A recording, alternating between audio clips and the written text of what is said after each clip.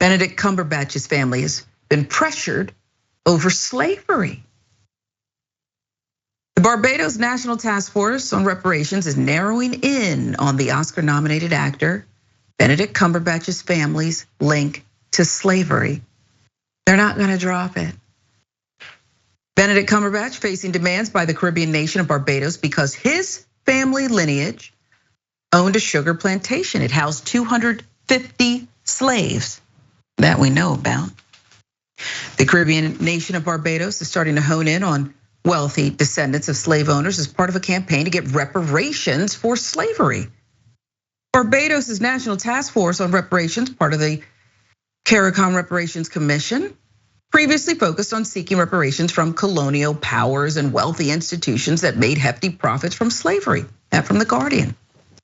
Well, that has changed. It is now singling out specific families. You can't escape this. They're calling you out by name. David Denny, a leading campaigner for reparations and the General Secretary of the Caribbean Movement for Peace and Integration, told the Telegraph, any descendants of white plantation owners who have benefited from the slave trade should be asked to pay reparations, including the Cumberbatch family. So let's talk a little bit about their family history. Cumberbatch's ancestor, Abraham Cumberbatch, bought the Cleveland plantation in the 18th century. And according to the Telegraph, it housed some 250 slaves until slavery was abolished in 1834. There was probably some carryover. Everybody didn't get the message. Everybody didn't get the message. Per the Daily Mail, the Cumberbatch family made a fortune from the plantation. After slavery was abolished, the family received a payment, 6,000 pounds from the British government, a sum worth about $1 million in today's money. According to the Daily Mail, Cumberbatch's mother warned him, don't use the family name professionally because you're gonna get called out.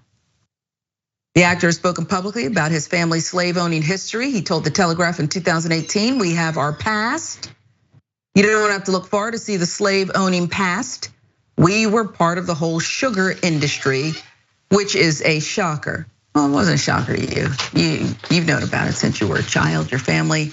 The Cumberbatch name, it was a proud name, a rich name.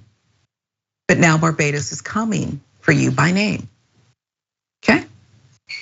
Cumberbatch previously portrayed a slave owner in the Oscar-winning 2013 movie, 12 Years a Slave. He also portrayed William Pitt, the younger, in the 2006 movie Amazing Grace, about the battle to abolish slavery in Great Britain. According to the Daily Mail, Cumberbatch viewed the role in Amazing Grace as a, quote, sort of apology for his family's role in the slave trade.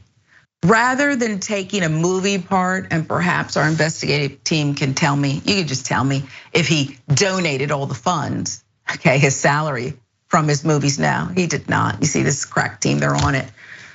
Rather than giving a verbal apology via your performance, I guess, okay? I mean, he's Oscar nominated, he's a good actor. Why don't you give the reparations?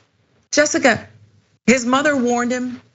He was obviously proud enough of the name and decided to go for it. Isn't it time to just pay what you owe? It's not your money. You didn't earn it. Yeah, is he a good actor though, or is he just a natural? Is it just in his blood to play a slave? That part, I love you. Is it a shocker though that his family was in the sugar industry and owned slaves? I mean, his name is Benedict Cumberbatch. It's like he owned slaves. His ancestors, yeah, his name is Benedict Cumberbatch. Like we could extrapolate that. But the thing is, a lot of people get up in arms about the reparations issue because they feel that these descendants are not the people who enslaved people and brought them to this country and profited off of their labor. No, but they've inherited the wealth and have had every possible benefit with the money made off of enslaving people and off of their forced labor. that wealth should be given back. That's very simple. It's clear as day. And so long as that's not corrected, there is no justice. Reparations are necessary, not to mention countries like Barbados, who had people that were a part of their labor force that were forced to be slaves for other countries and other families in other countries. And so they've lost that labor while industrialized nations today benefited from that.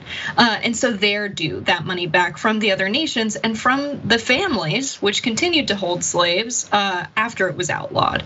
The fact that the Cumberbatch family was paid by the British government, but there are no reparations given, tells you everything you need to know about how far we've come since the era of chattel slavery. And it's not very far so long as reparations are not given.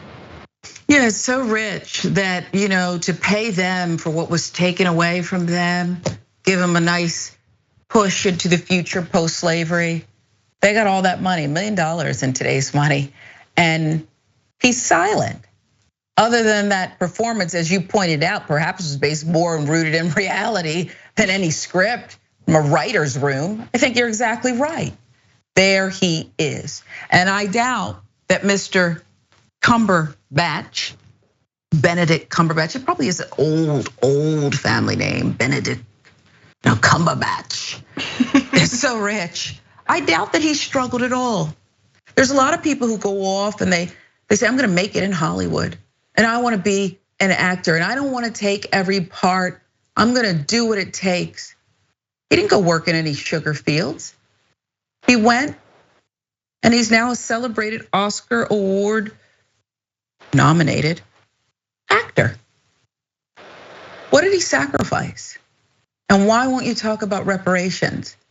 You didn't take your mother's advice, which was hide the ball. Don't announce yourself. Be careful. So now you need to own it. You need to show yourself fully.